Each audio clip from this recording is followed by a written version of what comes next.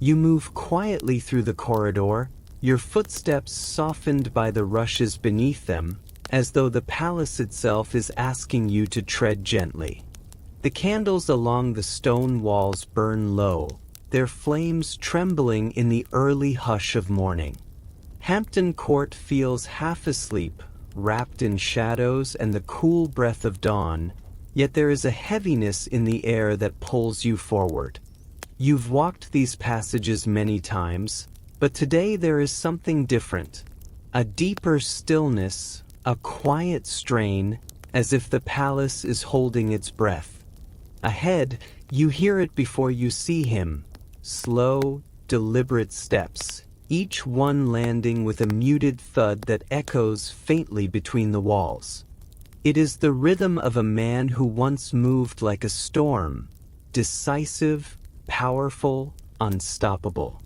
Now his pace resembles something else entirely. You stop just short of the archway and listen as the footsteps grow nearer, accompanied by a low, controlled exhale, and then another. It is the sound of effort, the sound of pain. When Henry VIII emerges into view, he is not the towering portrait you've seen in tapestries or painted panels. Yes, he is still broad, still imposing in his layers of velvet and fur, but there is a stiffness to him, an almost invisible flinch when his weight shifts. This is a king carved into legend as larger than life, yet in this dim light you can see the truth stitched between every movement. Power does not erase suffering. Authority does not banish discomfort.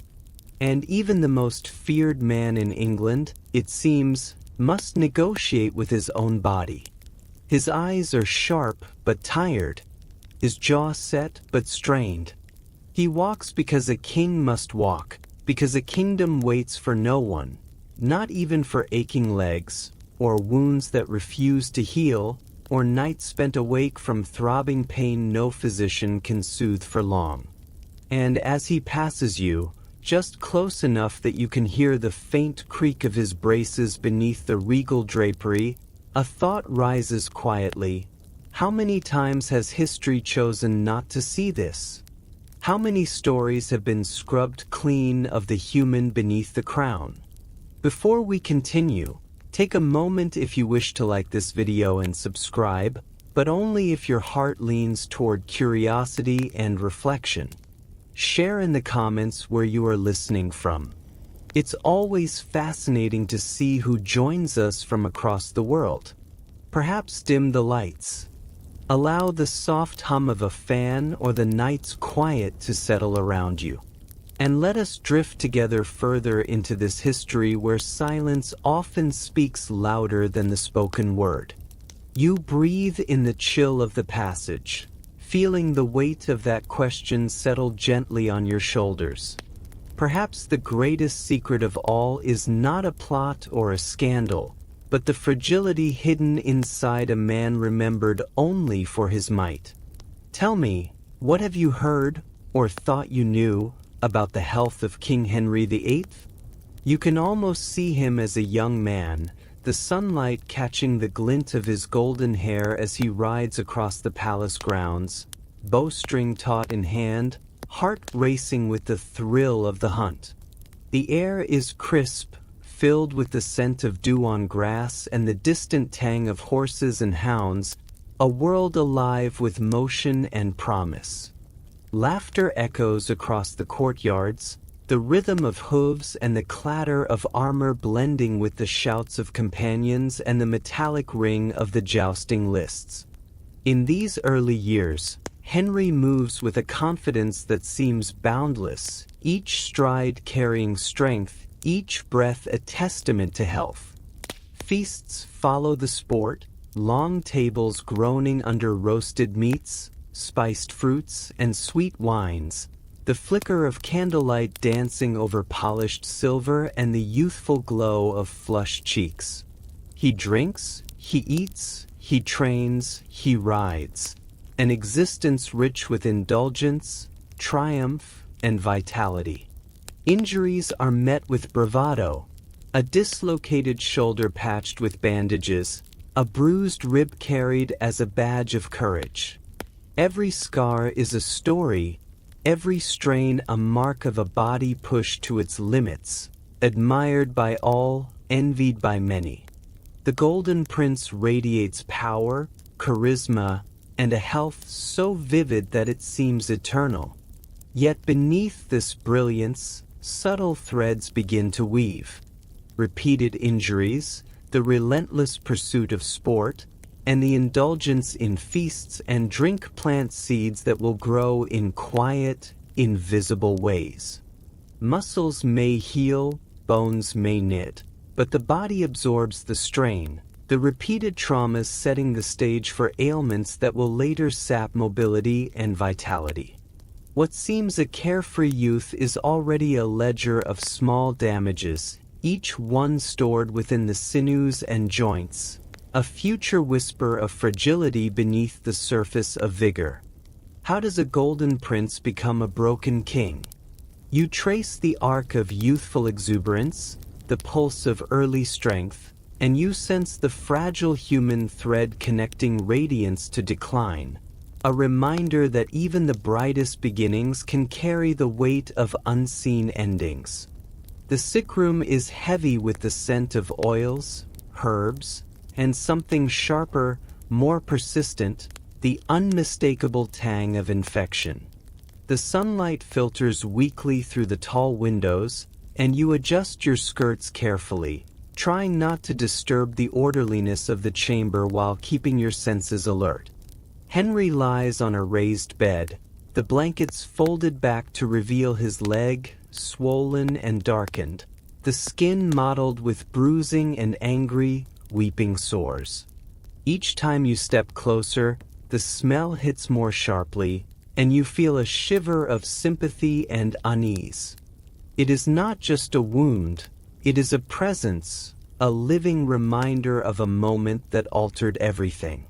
You remember the day, though you were not there yourself, when the accident occurred. The lance shattered, the tilt went wrong, and the Golden Prince, so radiant and untouchable, was struck with force that tore through armor and flesh alike. That single strike, a miscalculation in sport, became a lifelong shadow. Now, years later, the injury has never fully healed, and each day carries its own ritual: washing, poultices, bandages, and the gentle but firm pressure of hands trained to treat, to soothe, to manage the ever-present pain. You move carefully, dabbing the leg with cloths steeped in vinegar and ointments, noting the subtle throb beneath the surface, a heartbeat of suffering that never stops. It is more than the physical discomfort. The king winces with even the smallest movement, his mood shadowed by constant fatigue and irritation. Nights are the worst, when the body aches and sleep feels impossible. You kneel quietly, holding a basin, adjusting linens, offering a reassuring word when he allows it, aware that your presence is both necessary and delicate. The wound throbs as if alive, demanding attention, care, and respect, while the infection lingers, sometimes flaring and sometimes quiet, a relentless companion to every step he takes. You think of the treatments: leeches, poultices, prayers, and cautious hands applying remedies that might soothe or inflame, the blend of science and superstition so typical of Tudor medicine. The smell, the heat, the occasional hiss of poultices on the skin, all imprint themselves on your senses, a lesson in how fragile even the strongest man can be. Chronic, persistent, and visible, the leg wound reshaped his mobility, temperament, and perhaps even the decisions he made as king. If you found this glimpse into the sickroom compelling, would you like a future episode diving into Tudor medicine, its remedies, and the courage required to care for the sick? You realize that behind the legend of power lies the humbling, human reality of pain and resilience. The room is thick with the scent of herbs and boiling water, the faint tang of iron from instruments resting on a tray nearby. Candles flicker against stone walls, casting long shadows that dance across the faces of surgeons and attendants.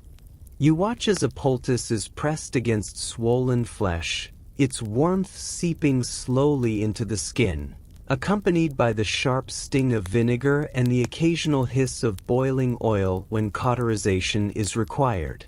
Every movement is deliberate, measured, and underpinned by a tense silence, broken only by the occasional grunt of discomfort or the soft instructions of a surgeon guiding his apprentices. You learn quickly that Tudor medicine is as much art as it is fear. Leeches may be applied to draw blood, abscesses lanced to release what is thought to be corrupt humors, and herbs combined into pastes and decoctions to soothe, cleanse, or stimulate the body. Each treatment carries promise and peril alike. The heat of a cauterizing iron is sudden and shocking, leaving scars alongside the hope that infection might retreat. Vinegar, applied to bruised or broken skin, bites sharply, a reminder that care is never gentle, that relief often comes wrapped in pain. You move carefully, assisting where needed, aware that every gesture matters, every hand placed incorrectly could worsen a wound. It is easy to marvel at the contrast with modern medicine. Today, infection can be controlled, pain eased, and wounds stitched with near certainty of recovery. In Tudor times, survival depends on patience, fortitude, and a trust in remedies born of observation, trial, and sometimes superstition. Even the most skilled physicians must negotiate the limits of knowledge and the stubborn unpredictability of the human body. As you step back to watch a small incision closed with linen strips, you feel the tension in the air, the quiet bravery required of both patient and attendant. The body, vulnerable and tender, is treated with care and caution, yet the treatments themselves are harsh by modern standards. Could you endure Tudor medical care, with its pain, uncertainty, and strange rituals? In that uncertainty, you gain insight into the resilience required to survive, and into the intricate, human history of healing itself. The memory of a fall lingers like a shadow in the corridors of Hampton Court, though no one speaks of it openly. You imagine the day, a lance shatters, the horse stumbles, and the king's head strikes the tilt with a force that leaves a quiet, invisible mark. There are no immediate signs, at least none that anyone dared describe in detail, but slowly, over time, subtle shifts appear. The vibrant, athletic prince you once glimpsed in the morning sun now seems prone to sudden outbursts, quick to anger, or heavy with unexpected melancholy. Those around him notice the change, though they can never speak too freely, for to do so is to risk more than a reprimand. You observe him in his private chambers, the lines around his eyes deepened by strain, his gestures sharp and deliberate. A conversation that would once have been easy now flares into tension. Decisions seem swifter, harsher, guided by impulse rather than patience. Yet in quiet moments, a shadow of the old Henry surfaces, a fleeting warmth, a trace of charm, or a sudden, tender curiosity. It is a delicate balance, the outward projection of authority, the inward turbulence of a mind navigating pain, injury, and the weight of kingship. Medical knowledge at the time cannot name what might have changed. There are treatments for wounds, for infection, for fever, but for the subtle effects of a head injury, the understanding is absent. Observers note only the patterns: sudden rage, prolonged melancholy, moments of paranoia, and impulsive decisions that ripple outward, affecting not just courtly life but the fate of nations. You sense, standing in the quiet, that history often simplifies him. Tyrant, icon, legend, but the truth is more human, more fragile, and infinitely more complex. You wonder, as you watch him pace, as advisors offer counsel and courtiers tread lightly, how much of what followed was shaped by that silent, internal trauma. Personality is fluid, delicate, and profound in its influence, capable of shaping a kingdom as surely as policy or decree. Could these subtle changes in one man's mind have redirected history itself? Share your thoughts. Do you believe that the shifts of a single personality can alter the course of events? It is a question that humbles, intrigues, and reminds us that the human behind the legend is always more than the story written on paper. The heavy scent of roasted meats, spiced sauces, and rich pastries lingers in the grand hall long after the candles have guttered. You move quietly along the polished floors, noting the remnants of a feast: half-eaten venison, platters of sugar-dusted fruits, and bowls of thick, creamy pottage. Henry sits at the high table, his posture less upright than it once was, shoulders rounded from years of carrying both the weight of a crown and the slow accumulation of his own body's burdens. Each movement seems measured, deliberate, as if the simple act of rising or turning demands more effort than it should. You see him lift a cup of wine, hand trembling slightly with fatigue, and imagine the countless calories, the indulgent meals, and the relentless courtly ceremonies that have shaped not only his body but his very presence. In the quieter moments, the king's habits reveal patterns of struggle. He eats for comfort, seeks sustenance that soothes both body and mind, and moves only as much as duty requires. His flesh is heavy, the skin blotched with years of strain, and his limbs protest every step with aches and stiffness that hint at deeper internal unrest. You sense the fatigue in the way he sits, the slight hesitation in a gesture, the pause before rising to greet an advisor or visitor. Perhaps, though no one could name it then, there is more at play than simple aging. You notice the dryness of his lips, the frequent trips to the chamber pot, the way a meal leaves him sluggish and drowsy. These are the subtle signs that modern eyes might read as diabetes, metabolic strain, or the long-term effects of a life lived with excess, injury, and relentless pressure. Yet, amid the luxury and ceremony, there is also human vulnerability.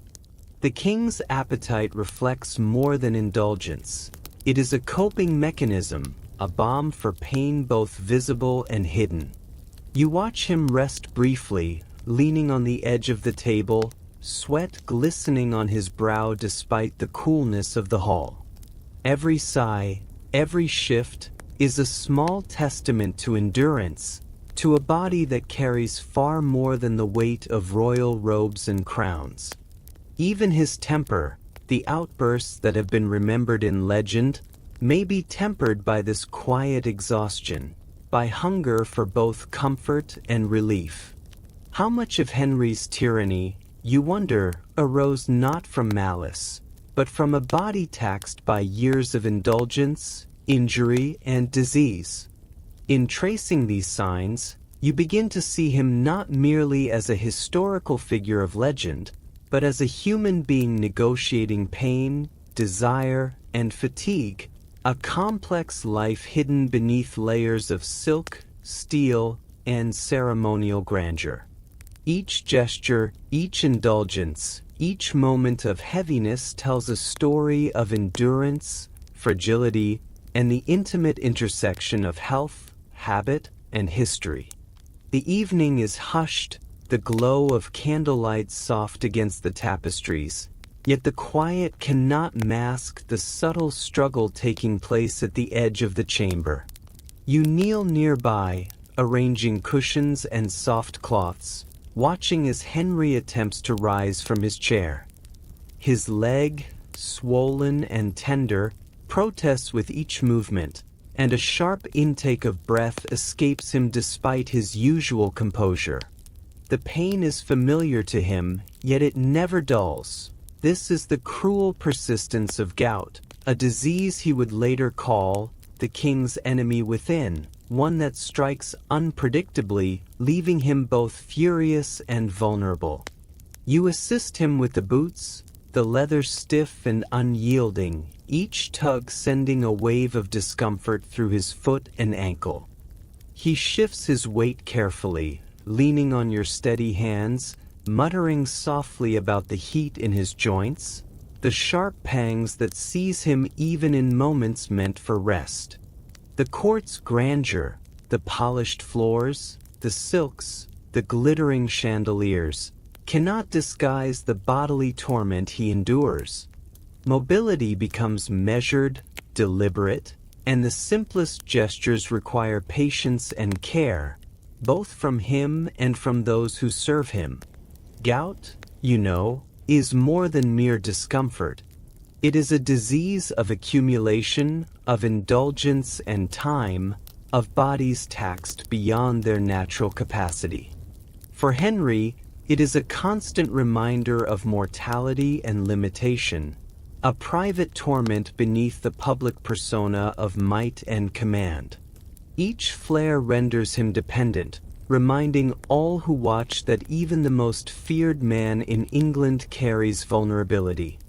As you adjust a cushion beneath his leg, you cannot help but notice the quiet dignity in his endurance, the way he negotiates each movement with a mixture of resolve and discomfort. Even kings, it seems, are bound by the limits of flesh and bone.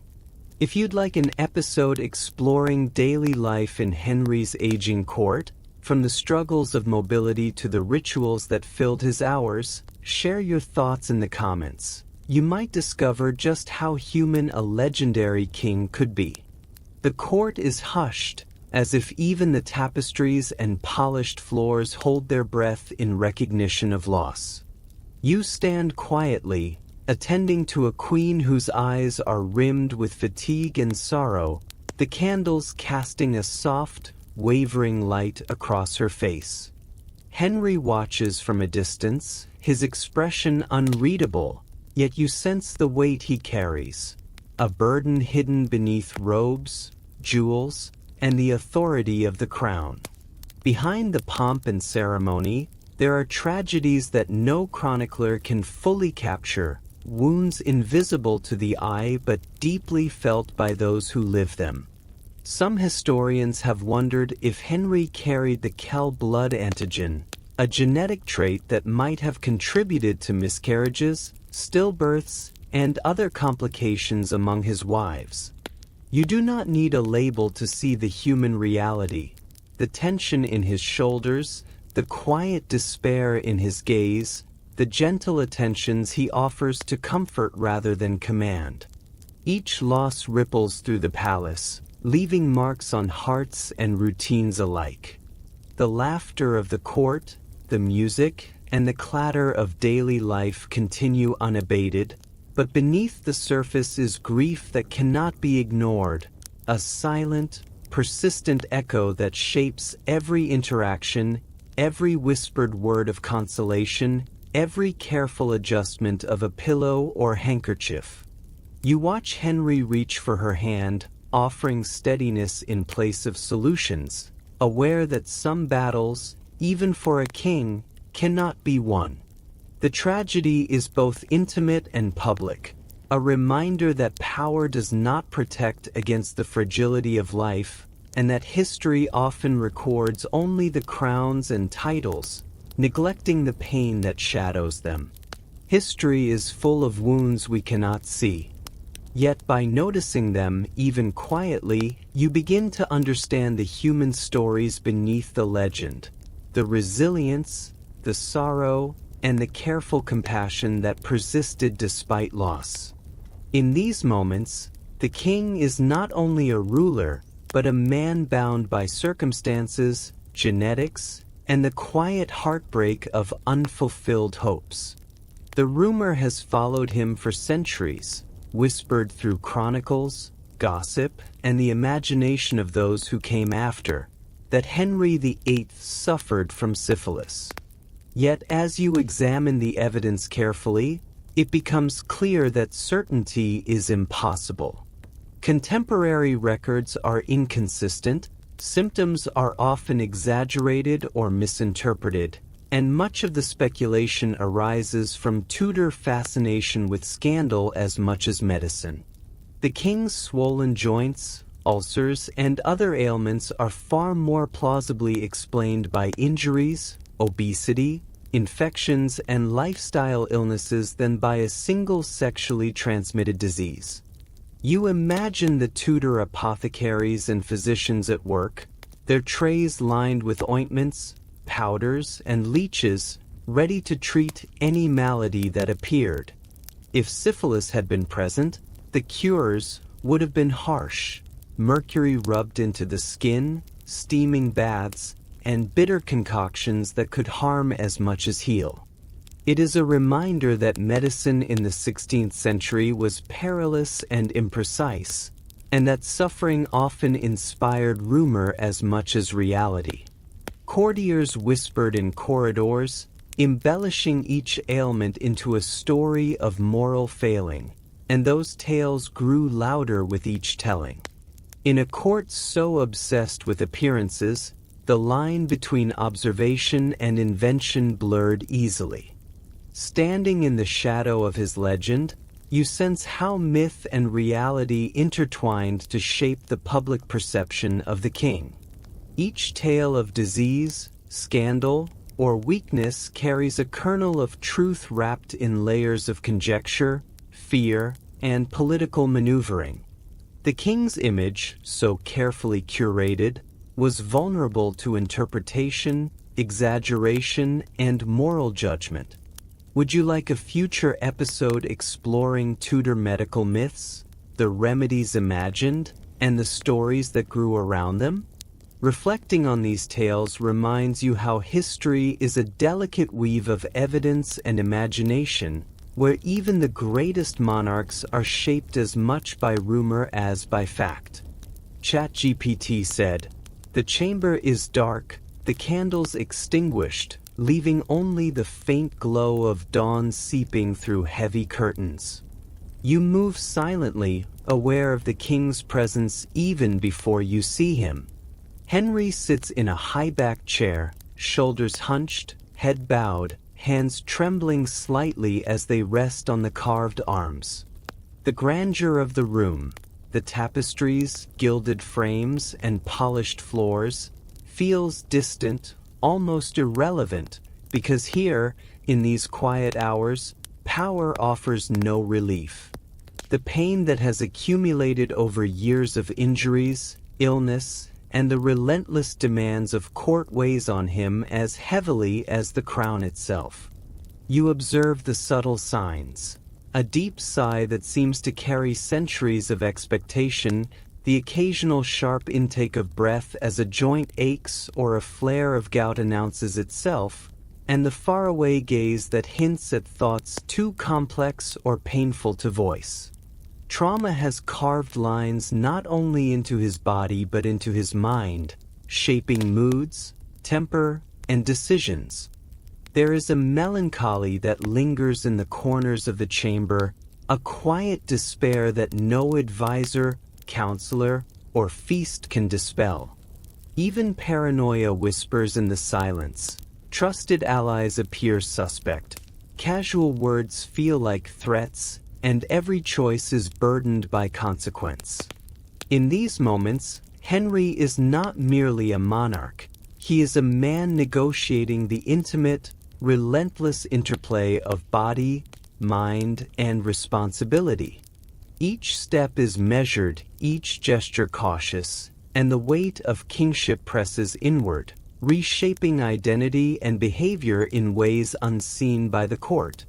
It is easy to forget that behind the public display of authority lies a private landscape of suffering, where chronic pain can twist patience, shadow joy, and alter perception.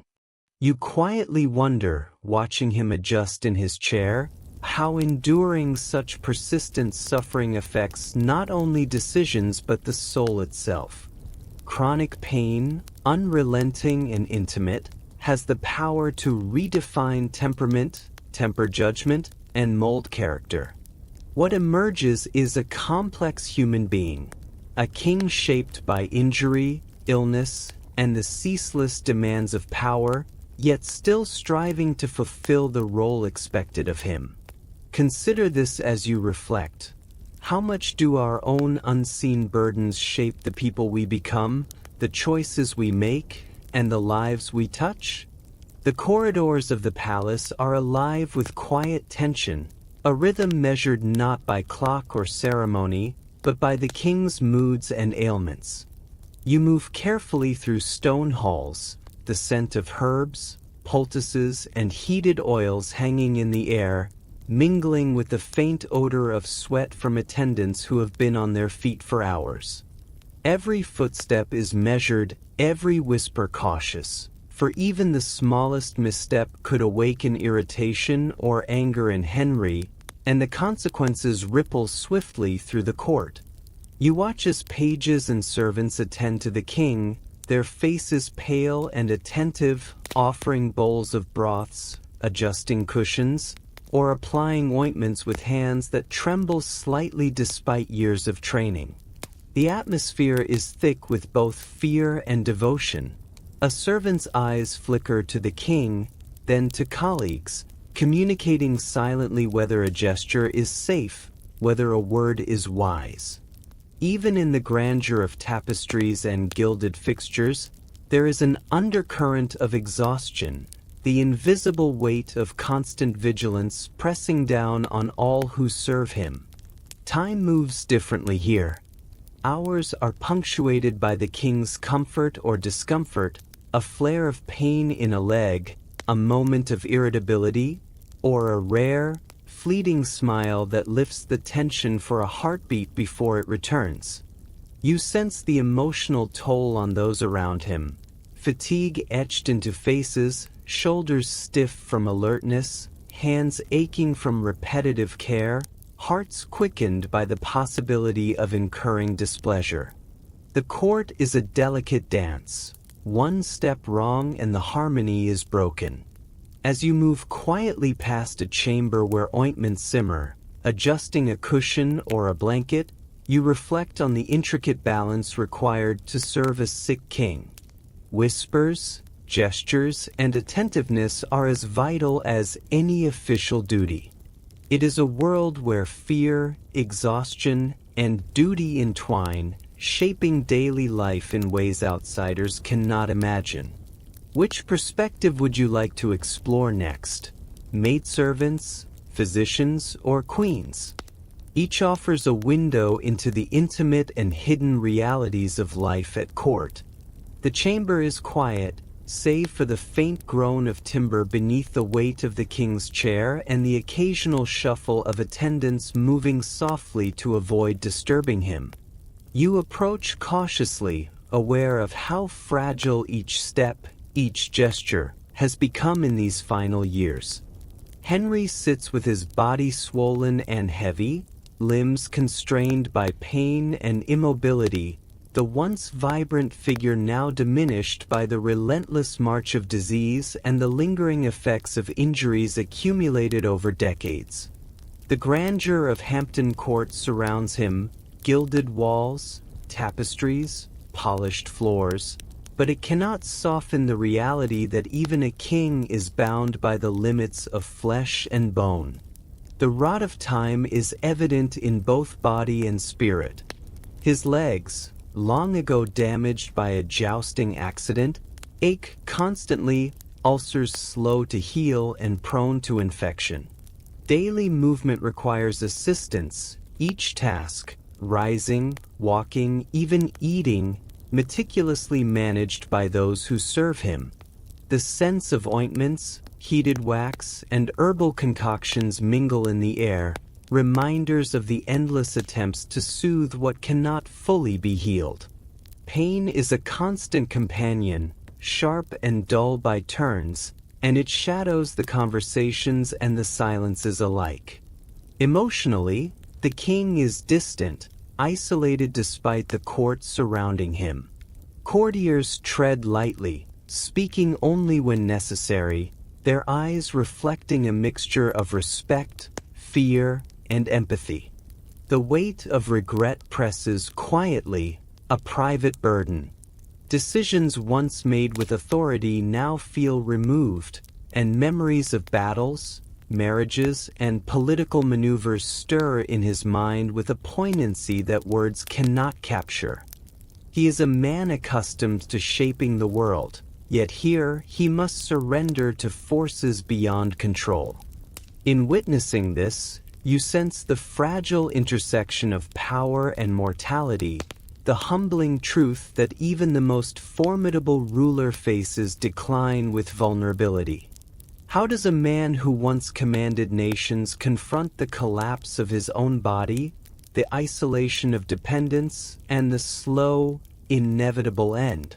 In these quiet hours, history softens into human experience.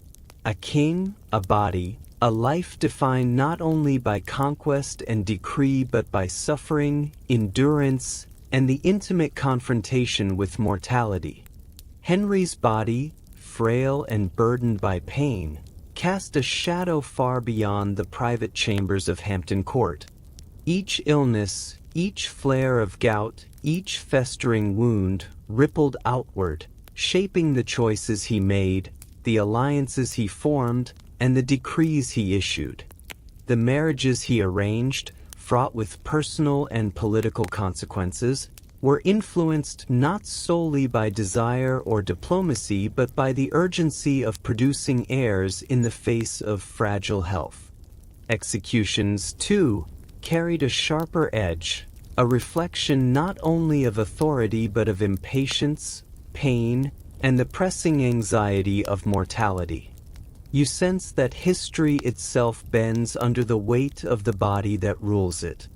You imagine the whispers in the corridors, the careful counsel of advisers who read the king's discomfort as easily as his intent. Decisions once straightforward are complicated by his fatigue, by the throbbing leg that slows his steps, by the chronic conditions that limit his patience and sharpen his temper. The succession crises that loom over the kingdom are entwined with illness. Heirs must be secured, rivals watched, and the future of England balanced delicately on a man's ability to endure. Even policies that seem driven by ambition or strategy are colored by the subtle, persistent influence of physical suffering. Yet there is also a quiet lesson in this history. Illness shapes individuals and nations alike. The fragility of Henry's body reminds you that the course of events often depends on forces unseen, internal, deeply human. Decisions etched in law, wars waged, dynasties founded or extinguished, each carries the imprint of pain, limitation, and the relentless negotiation between desire and vulnerability. Reflecting on this, you see Henry VIII not only as a monarch of legend, but as a human figure whose corporeal struggles altered the path of a kingdom. Illness did not merely touch his life, it touched the lives of millions, guiding history in subtle yet profound ways. Subscribe or follow for more peaceful, immersive storytelling, where the hidden and human stories behind history unfold gently, inviting both understanding and empathy. As the evening quiet settles over the palace, take a slow breath and imagine Henry VIII not as a distant figure of power and legend, but as a man shaped by pain, frailty, and the limits of his own body. The wounds, illnesses, and vulnerabilities he carried were often hidden beneath silk, steel, and ceremony, yet they influenced decisions, shaped relationships, and left marks on history that echo even now. In these moments, you glimpse the humanity behind the crown, the private struggles, the quiet endurance, the moments of discomfort and reflection that no portrait or story can fully capture. You can almost feel the weight of his swollen limbs, the ache of long-standing injuries, the frustration and weariness that accompany chronic illness. Each sigh, each pause in movement, tells a story of endurance, of a body persisting in service to duty, ambition, and expectation. History, you realize, is not made only by triumphs or battles, but also by the resilience of flesh and spirit, by the hidden human experiences that often go unnoticed in chronicles and legends. As you let your thoughts drift, allow a gentle compassion to settle in your mind, not only for Henry, but for all who have lived with hidden burdens, unseen struggles, and quiet endurance. These are the moments that remind us history is made by fragile people, often in pain, yet capable of leaving profound legacies. Take a final breath, and if you feel moved, share in the comments which illness or hidden fact surprised you most. Reflect softly, knowing that even the greatest of kings were, at their core, human.